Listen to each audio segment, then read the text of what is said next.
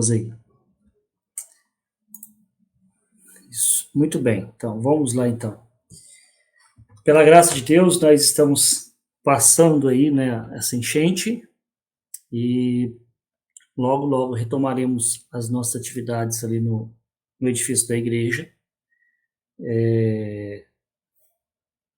Por enquanto nós nos beneficiamos desse recurso tecnológico que é a transmissão online aqui pelo Facebook. E depois também eu costumo colocar a gravação aqui no YouTube, né, na página da igreja. Eu quero começar então com uma oração, em seguida faço a leitura de um texto bíblico, antes de entrarmos especificamente no texto que nós vamos abordar. Oremos então. Damos-te graças, Senhor Deus, Criador dos céus e da terra, pelas muitas bênçãos que temos recebido das tuas mãos. Bênçãos incontáveis, ó Deus. Damos-te graças, em primeiro lugar, pela salvação em Cristo Jesus, nosso Senhor, nosso Redentor. Damos-te graças também, ó Deus, pelo dom da vida e pela oportunidade, o privilégio que nós temos, ó Deus, de, mesmo distantes uns dos outros, estarmos conectados juntos, em primeiro lugar, pela fé que há em Cristo, pelo poder do Espírito Santo que atua em nós, e também termos a oportunidade de compartilhar a tua palavra através desse meio tecnológico. Que a tua palavra possa, sim, ó Pai, alcançar os teus eleitos, onde quer que eles estejam, Pai. Para que o teu nome seja honrado e glorificado, Senhor. Que esse tempo que teremos aqui seja um tempo de edificação, de consolo, Pai, de orientação, Senhor. Oramos assim em nome de Jesus. Amém. Muito bem, eu quero ler com vocês um texto de Gênesis, capítulo 8. Gênesis, capítulo 8, vou colocar aqui. Gênesis, capítulo 8. Eu vou ler antes da gente entrar no nosso texto que meditaremos aqui. Gênesis 8, de 1 até o versículo 5. Muito bem. Gênesis 8, de 1 a 5. Diz assim a palavra de Deus. Lembrou-se Deus de Noé e de todos os animais selváticos, de todos os animais domésticos que com ele estavam na arca. Deus fez soprar um vento sobre a terra e baixaram as águas. Fecharam-se as fontes do abismo e também as comportas dos céus, e a copiosa chuva do céu se deteve. As águas iam se escoando continuamente de sobre a terra e minguaram ao cabo de 150 dias.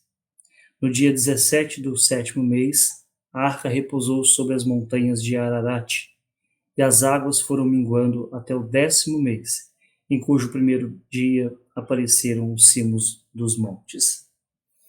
Esse é um texto naturalmente oportuno para a gente pensar naquilo que Deus pode fazer diante da circunstância que nós estamos vivenciando. Esse texto fala do dilúvio ou pós-dilúvio, momento em que Noé estava na arca com sua família, os animais, e findado aquele tempo de chuvas incessantes que alagaram toda a terra, a Bíblia diz aqui no versículo 1 que Deus fez soprar um vento sobre a terra e baixaram as águas. Por que eu escolhi esse texto para a gente iniciar aqui? Justamente para que possamos compreender que Deus tem poder para fazer isso. Deus tem poder para fazer coisas inimagináveis. E precisamos crer nisso, precisamos crer que as nossas orações são ouvidas por Deus. No contexto de enchentes, esperamos que o sopro da boca de Deus possa dissipar as nuvens para que outras chuvas não venham com essa mesma intensidade. Nós louvamos a Deus pelas chuvas e pedimos que elas não venham com essa mesma intensidade, que o sopro de Deus venha, dissipar essas nuvens para que as águas venham abaixar, escoar, e possamos retomar as nossas atividades, reconstruir aquilo que precisa ser reconstruído, louvando sempre a Deus pelas bênçãos que nós recebemos das suas mãos. Tendo dito isso, eu quero partir para o nosso texto específico de meditação hoje, que está em Mateus capítulo 24. Mateus capítulo 24.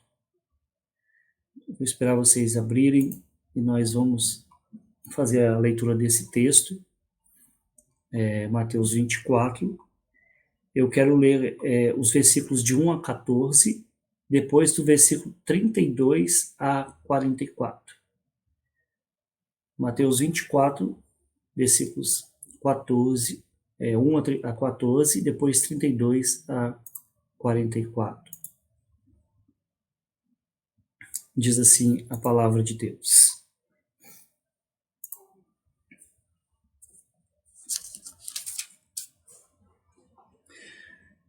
Tendo Jesus saído do templo, ia se retirando quando se aproximaram dele os seus discípulos para lhe mostrar as construções do templo.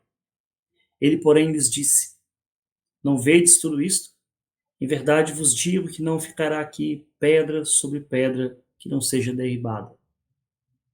No Monte das Oliveiras achava-se Jesus assentado quando se aproximaram dele os discípulos em particular e lhe pediram: Dize-nos, quando sucederão essas coisas? Que sinal haverá da tua vinda e da consumação do século? E ele lhes respondeu: Vede que ninguém vos engane, porque virão muitos em meu nome dizendo: Eu sou o Cristo, e enganarão a muitos. E certamente ouvireis falar de guerras e rumores de guerras. Vede, não vos assusteis, porque é necessário assim acontecer, mas ainda não é o fim. Porquanto se levantará nação contra nação, reino contra reino, e haverá fomes e terremotos em vários lugares. Porém, tudo isto é o princípio das dores. Então sereis atribulados e vos matarão, sereis odiados de todas as nações por causa do meu nome. Nesse tempo, muitos hão de se escandalizar, trair e odiar uns aos outros. Levantar-se-ão muitos falsos profetas e enganarão a muitos. E por se multiplicar a iniquidade, o amor se esfriará de quase todos. Aquele, porém, que perseverar até o fim, esse será salvo. E será pregado este evangelho do reino por todo o mundo, para testemunho a todas as nações. Então virá o fim. Pois o versículo 32 em diante diz assim: Aprendei, pois, a parábola da figueira. Quando já os seus ramos renovam e as folhas brotam, sabeis que está próximo o verão. Assim também vós, quando virdes estas coisas, sabei que está próximo às portas.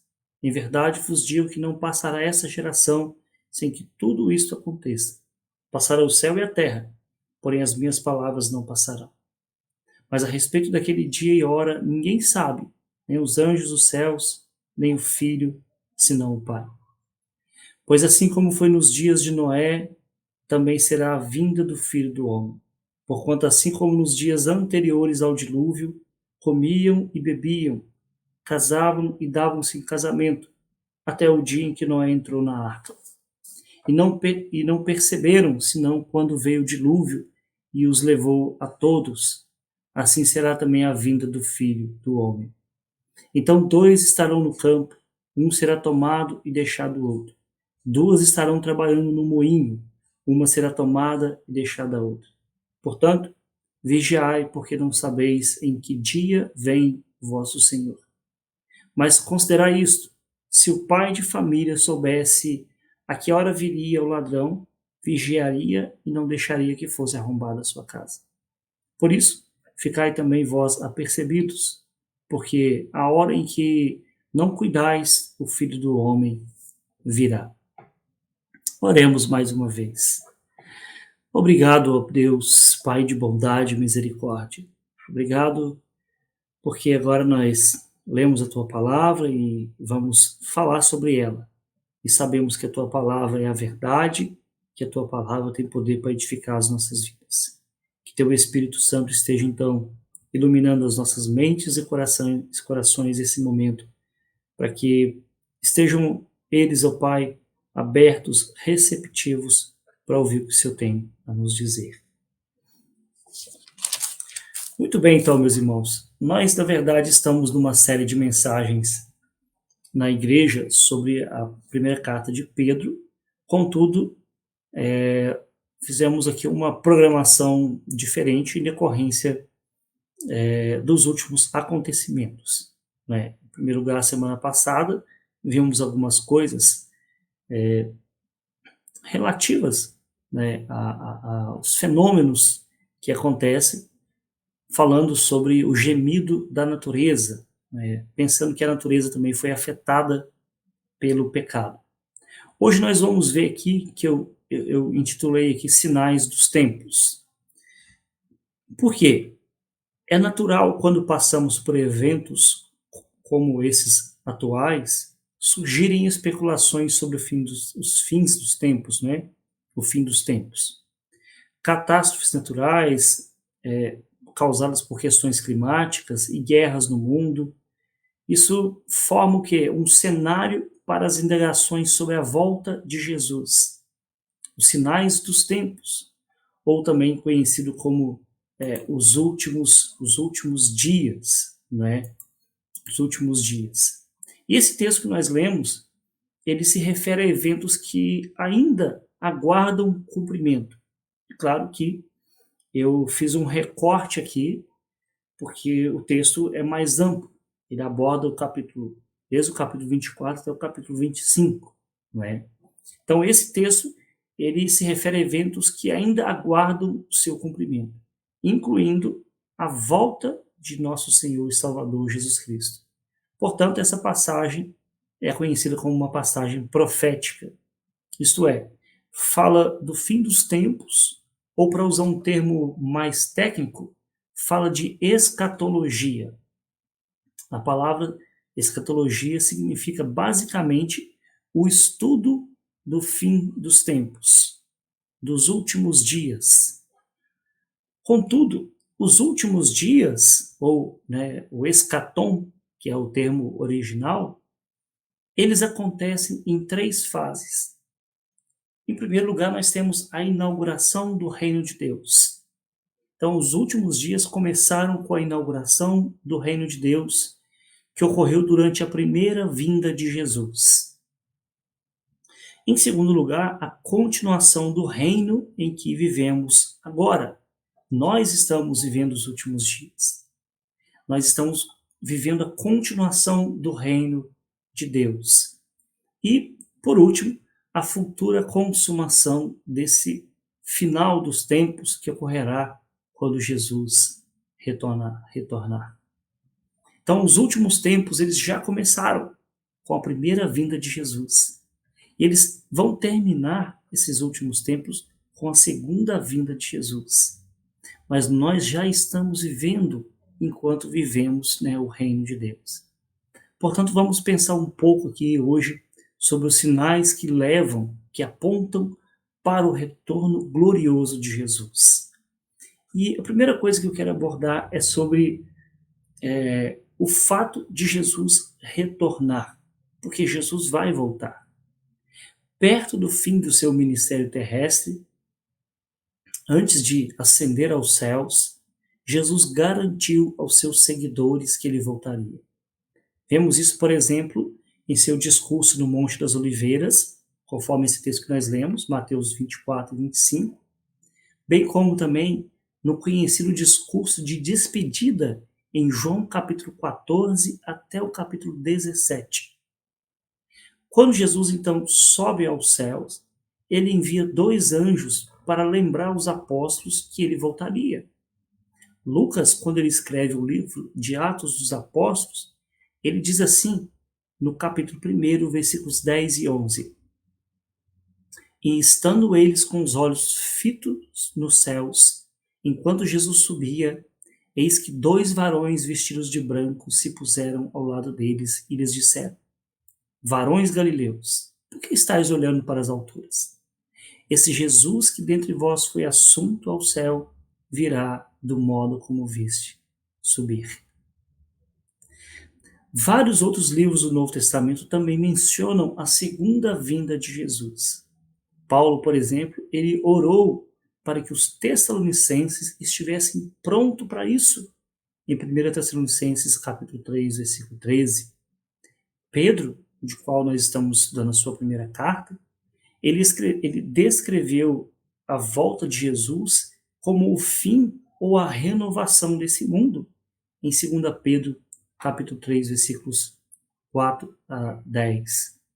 E também na visão de João, em Apocalipse 22, Jesus disse para João para ser fiel até que ele voltasse. Então, o retorno de Jesus à Terra é ensinado em todo o Novo Testamento. Todo o Novo Testamento fala sobre a volta de Jesus. Portanto, é um fato que de Jesus Cristo voltará no fim dos tempos.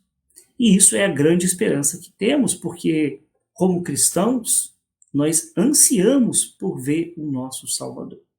Nossa maior esperança deve ser isso. Acima de toda e qualquer coisa, ver face a face o nosso Salvador.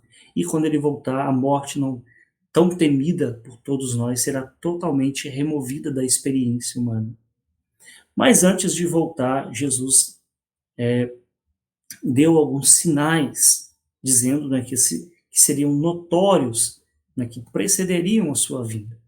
Então, de forma bem introdutória, eu quero dividir aqui esses sinais dos tempos em 2 partes. Primeiro, veremos que o momento da volta de Cristo é um mistério divino. É um mistério. Não foi revelado o momento exato que Jesus vai voltar. Em segundo lugar, destacaremos aqui os sinais específicos da volta de Jesus. Eu quero colocar 2 sinais específicos. O texto de Mateus capítulo 24, ele fala de várias coisas, mas eu quero destacar 2. Por quê? Porque esse texto, o Evangelho de Mateus, nós estamos estudando ele na escola bíblica dominical. E quando a gente chegar no capítulo 24, aí sim a gente vai explorar detalhadamente tudo aquilo que está aqui no capítulo 24. Por hora, basta a gente pensar nesses 2 sinais que nós vamos abordar aqui. Então, antes de chegar nos sinais, vamos pensar aqui na volta de Cristo como um mistério divino. Por quê? Em Mateus capítulo 24 aqui, o texto que nós lemos, versículo 3, os discípulos de Jesus, depois de ouvirem a respeito do templo, que não ficaria pedra sobre pedra, os versículos 1 e 2, eles se voltam para Jesus e perguntam, versículo 3, no Monte das Oliveiras, achava-se Jesus assentado, quando se aproximaram dele, os discípulos, em particular, lhe pediram, dize-nos, quando sucederão essas coisas? E que sinal haverá da tua vinda e da consumação do século? Só um dado importante, essa fala de Jesus de que o templo não ficaria pedra sobre pedra, de fato isso aconteceu. No ano 70, né, o imperador romano Tito, ele entrou com suas tropas em Jerusalém e destruiu completamente a cidade, bem como também o templo. Isso está registrado no livro de um historiador da época chamado Flávio Joséfo. Mas voltando para o texto aqui, observe que são feitas 3 perguntas. Né? Dize-nos quando sucederão essas coisas, que sinal haverá da tua vinda e da consumação do século. Veja bem, antes mesmo de fazerem essa pergunta, os discípulos sabiam que Jesus iria embora por um tempo, mas que depois retornaria. No entanto, a declaração de Jesus sobre o templo, que o templo seria destruído, aquele templo suntuoso que estava sendo construído por Herodes, essa declaração de Jesus despertou neles a curiosidade sobre quando aconteceriam essas coisas. E em resposta a essas perguntas, nós temos aqui o último grande discurso de Jesus, conhecido como sermão escatológico. Jesus vai dar sinais que precederiam a sua volta. Nos versículos 27 a 30, ele diz que o sol e a lua se escureceriam e que ele apareceria no céu, chegando nas nuvens e brilhando com grande glória. Mas ele não disse quando isso aconteceria. Na verdade, Jesus não disse porque isso era um mistério divino que nem mesmo ele conhecia. Nem mesmo Jesus conhecia. Isso ele vai dizer no versículo 36 do capítulo 24. Mas a respeito daquele dia e hora, ninguém sabe, nem os anjos nos céus, nem o Filho do Homem, senão o Pai. Então, da perspectiva de sua natureza humana, nem mesmo Jesus sabia quando voltaria. Mas, infelizmente, muitas pessoas, ao longo da história, se consideraram talvez mais sábias e mais bem informadas do que o próprio Senhor Jesus, e tentaram estabelecer datas para o seu regresso. Hoje, nós temos, inclusive, denominações auto-intituladas como evangélicas, cristãs, que começaram a partir de uma data que foi fixada para a volta de Jesus. Coisa que nem o próprio Jesus sabia.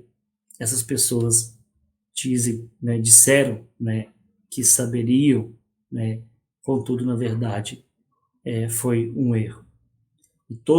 E foi provado que essas pessoas estavam erradas. Então, o alerta de Jesus sempre foi o seguinte, versículos 42 a 44. Portanto, vigiai, porque não sabeis em que dia vem o vosso Senhor. Mas considerai isso, ele disse.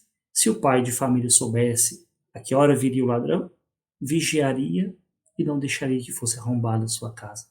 Por isso, ficai também vós apercebidos, porque a hora em que não cuidais, o Filho do Homem virá. Esse é o alerta de Jesus. Muitas outras passagens confirmam que o momento do retorno de Jesus não é algo que foi revelado. Observe, por exemplo, Mateus 25, versículo 13. Vigiai, pois, porque não sabeis o dia nem a hora. 1 Tessalonicenses, capítulo 5, versículo 2. Pois vós mesmos estáis inteirados com precisão de que o dia do Senhor vem como ladrão de noite. Ou seja, não é algo programado, é algo repentino. Depois, 2 Pedro, capítulo 3, versículo 10, também diz assim, virá, entretanto, como ladrão o dia do Senhor, no qual os céus passarão com estrepitoso estrondo, e os elementos se desfarão abrasados. Também a terra e as obras que nela existem serão atingidas. Então, todas essas passagens, o dia do Senhor, ele vem de forma repentina, mas é um mistério. A Bíblia não fala quando. Se há uma coisa que a Bíblia diz claramente sobre o momento da chegada de Jesus Cristo, é que só Deus sabe quando isso acontecerá. Ninguém pode prever isso. Portanto, não siga nada nem ninguém que diz saber o dia da volta de Jesus. Qualquer um que se atreva a marcar uma data para isso está incorrendo num sério problema de heresia. Infelizmente, muitas pessoas acabam sendo iludidas com isso.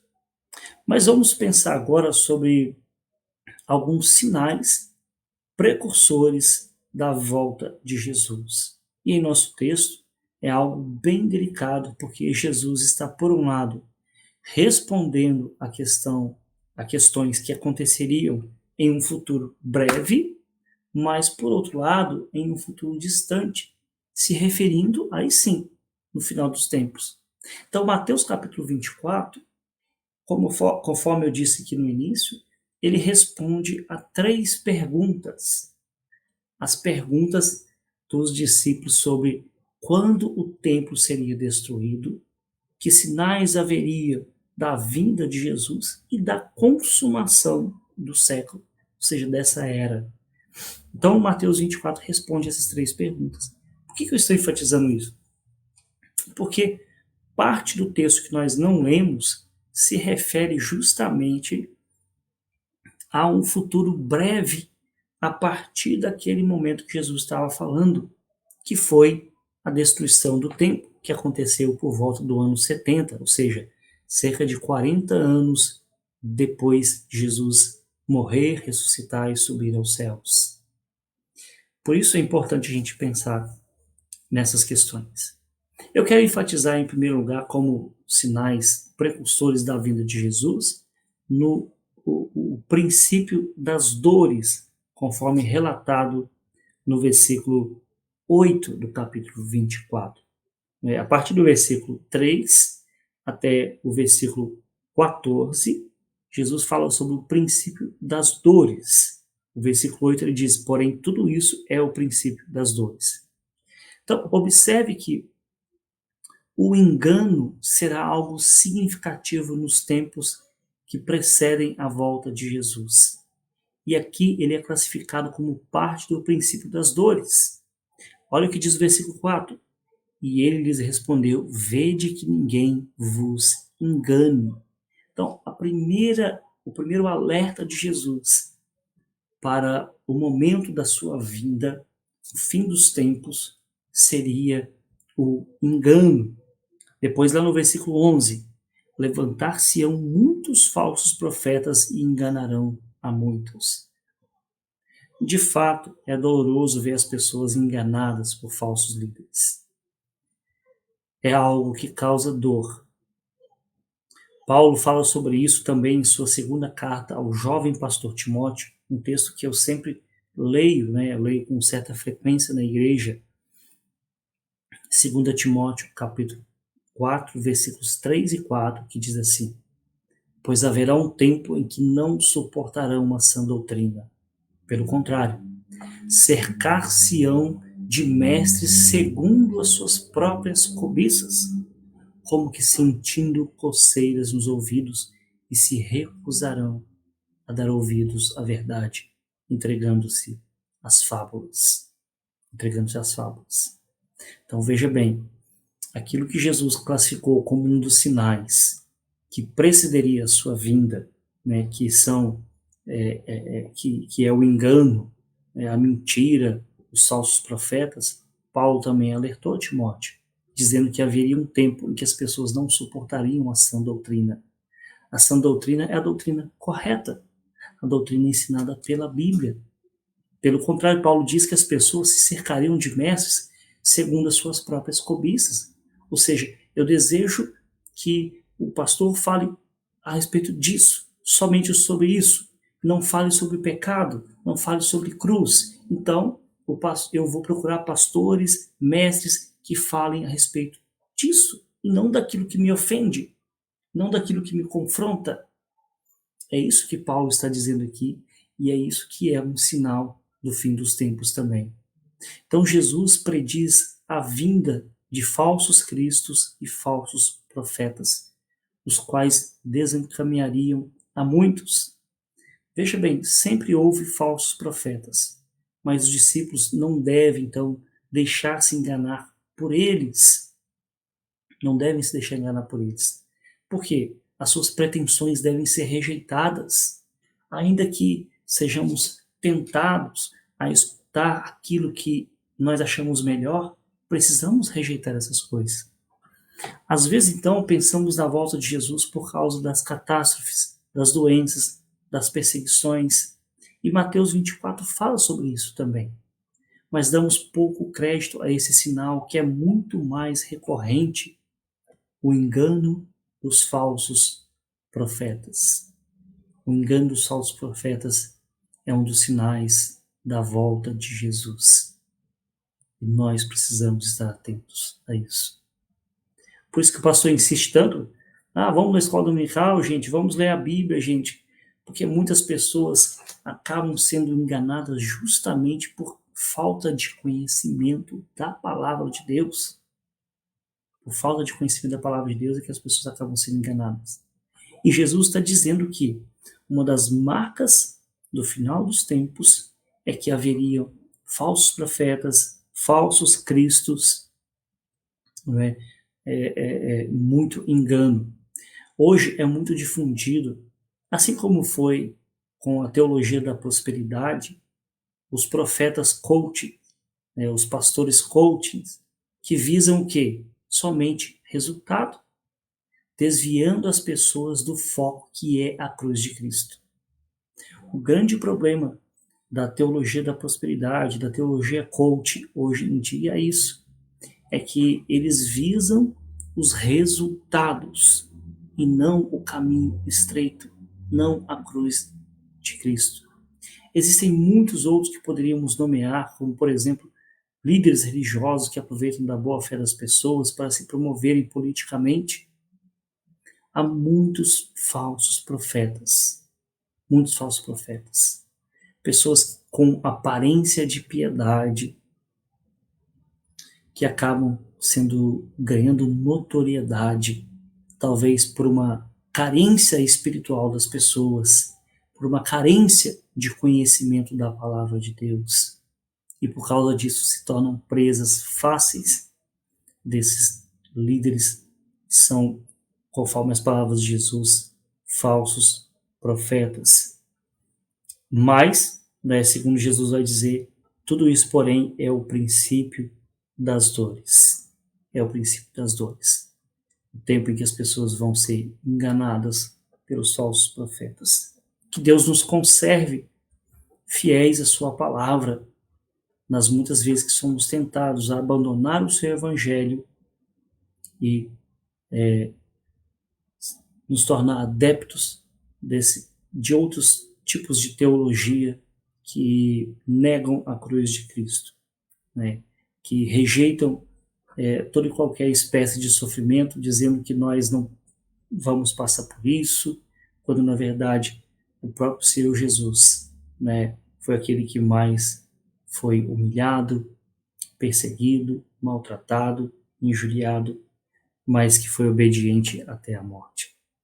Mas um outro sinal que eu quero destacar com vocês, a partir do versículo 36, são os dias de Noé.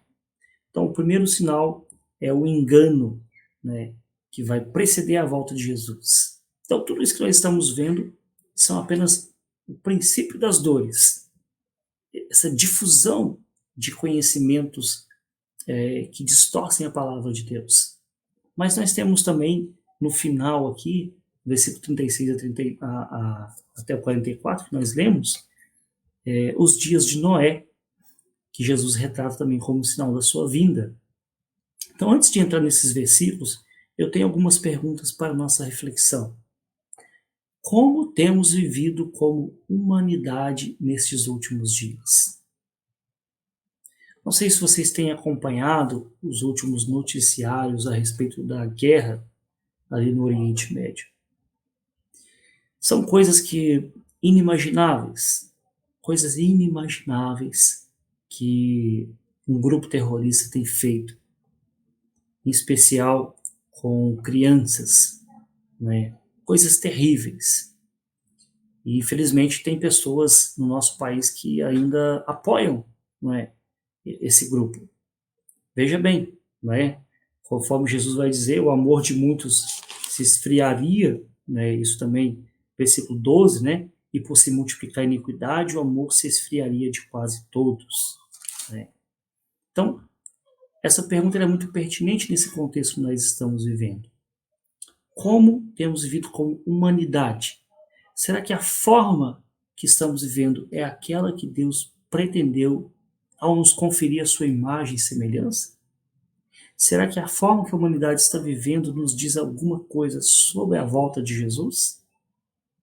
No versículo 37, Jesus especifica alguns detalhes que podem lançar a luz sobre essas perguntas. Ele diz que, pois assim como foi nos dias de Noé, também será a vinda do Filho do Homem. Mas como que foram os dias de Noé? Em Gênesis capítulo 6, versículo 5, a Bíblia diz que o Senhor viu a maldade do homem se havia multiplicado na terra e que era continuamente mal todo o desígnio do coração do homem. Nos versículos 11 e 12, Deus diz que a terra estava corrompida, o texto diz que a terra estava corrompida à vista de Deus. Deus então resolveu destruir o homem que havia criado. Então, observe que a maldade partia do coração do homem. E o sábio Salomão, ele nos alerta, Provérbios 4, versículo 23, de tudo que possamos guardar, devemos guardar o nosso coração. Então, nas palavras de Jesus, os dias que precederam o dilúvio, que foi um ato de juízo de Deus, foram marcados da seguinte forma: porquanto, assim como nos dias anteriores ao dilúvio, comiam e bebiam, casavam e davam-se casamento. A síntese de Jesus sobre os dias anteriores ao dilúvio é isso: porquanto nos dias anteriores ao dilúvio, comiam e bebiam, casavam e davam-se casamento. Os homens comiam, bebiam e se casavam. Esse era o estilo de vida deles. Mas qual é o problema com esses atos? Na verdade, não tem nada de errado. Inclusive, podemos glorificar a Deus através do comer e beber, bem como também no casamento.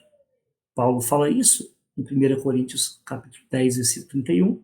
Quer comais, quer bebais ou façais qualquer outra coisa, fazei para a glória de Deus. Porém, estes atos se tornam errados quando se transformam em um único estímulo ou propósito na vida das pessoas.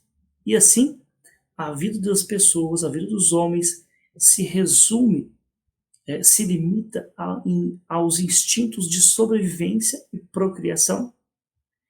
Quanto à sobrevivência, o próprio Jesus nos advertiu para que não andássemos ansiosos pelo que haveríamos de comer ou beber. Quanto às palavras casavam e se davam em casamento, se tomarmos elas como referências a relações sexuais, onde se predomina a libertinagem, onde não há compromisso, pois nós somos corroborados a esse entendimento pelo texto paralelo de Lucas, Lucas capítulo 17, versículo 28, onde se menciona essa mesma passagem, porém Lucas acrescenta as cidades impiedosas de Sodoma e Gomorra, que viviam uma sexualidade contrária à lei de Deus. Então, somados esses dois tipos de comportamento, teremos como resultado uma vida puramente animal, uma vida puramente carnal, uma vida reduzida aos impulsos naturais. E Paulo, ele vai nos dizer na sua primeira carta aos Coríntios que o homem natural, ele não aceita as coisas do Espírito de Deus porque lhes parecem loucura e esse homem natural não pode entender as coisas de Deus porque elas se discernem espiritualmente. Nessa perspectiva, os homens nos dias de Noé estavam vivendo tão longe de Deus que sua imagem estava completamente corrompida, pois o que nos confere humanidade é Deus. E quanto mais estamos longe de Deus, menos humanos seremos. E foi o que aconteceu, a ponto de Deus rejeitar aquela geração por completo. Porque eles estavam tão longe de Deus que estavam vivendo uma vida reduzida a comer, beber e se procriar. Ou seja, perderam a sua humanidade, estavam vivendo simplesmente como animais. Eu não vou entrar, é claro, né, porque o texto é um pouco mais profundo, mas nos dias de Noé havia também um tipo diferente, né, de relações ali entre os filhos de Deus e as filhas dos homens, né? Ou seja, o cristão com aquele que não é cristão, né? Aquele que crê em Deus com aquele que não crê em Deus. Havia também esse problema ali, mas isso eu vou deixar para uma outra ocasião. Então veja bem, antes de pensar na volta de Jesus por causa das guerras ou catástrofes da natureza, vamos pensar nos sinais relacionados à religião com os falsos profetas, que é muito comum em nossos dias, bem como também nos sinais relacionados aos relacionamentos humanos que estão cada vez mais distantes daquilo que se espera de nós como humanidade. Como estamos vivendo como humanidade? Estamos vivendo a plenitude do que é ser humano, ou estamos simplesmente vivendo na satisfação dos nossos apetites, como animais, não é? Meus irmãos, Jesus está voltando, e isso é um fato. A grande questão é como ele nos encontrará. Como Jesus vai nos encontrar. Essa que é a grande questão. Antes de ficarmos alarmados com sinais, seja sinais de naturais, né, da natureza, catástrofes climáticas, ou sejam as guerras que nós abordamos na semana passada, esses outros sinais são muito mais notórios, que são o engano dos falsos profetas, falsos líderes que têm enganado as pessoas, bem como também os relacionamentos humanos que estão cada vez mais distantes daquilo que Deus espera de nós, como sendo sua imagem e semelhança. Que o Espírito Santo nos ajude a viver de forma digna da vocação com a qual nós somos chamados, para que a volta de Jesus não seja algo aterrorizante para nós, mas sim algo glorioso, algo glorioso. Que nos acheguemos mais perto de Deus, que sejamos mais humanos, como foi Cristo Jesus, o nosso Senhor. Vamos orar então mais uma vez. Obrigado, Senhor Deus, em nome de Jesus, por tua palavra que nos confronta, que nos edifica, que nos alerta a respeito dos falsos profetas, bem como também do distanciamento nosso como humanidade do Senhor, que tem feito os homens praticarem coisas abomináveis, Senhor. Que teu Espírito Santo nos ajude, Pai, nessa difícil tarefa de anunciar o teu amor, a tua graça, a tua bondade, enquanto refletimos a sua imagem, Senhor Deus, através das nossas relações. Em nome de Jesus, que possamos ser de fato humanos por estarmos mais perto do Senhor. É a nossa oração, Pai. Oramos pela paz no Oriente Médio. Oramos por aqueles que são inocentes no meio desse conflito, Pai. Oramos, ó Pai, pela nossa cidade e estado, para que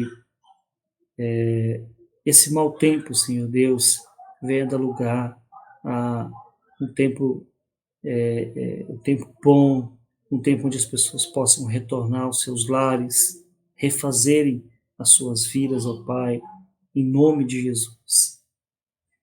É a nossa oração, Senhor, confiando e crendo que o Senhor tem cuidado de nós de uma forma que às vezes foge ao nosso entendimento, mas nunca do seu controle, Senhor.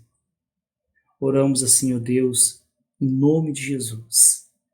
E agora, meus irmãos, que a graça do nosso Senhor Jesus Cristo, o amor de Deus, nosso Pai, as doces e eternas consolações do Espírito Santo estejam com todos nós que estamos ligados por esse meio tecnológico, por essa rede, bem como também todo o povo de Deus está espalhado pela face da terra, hoje e sempre.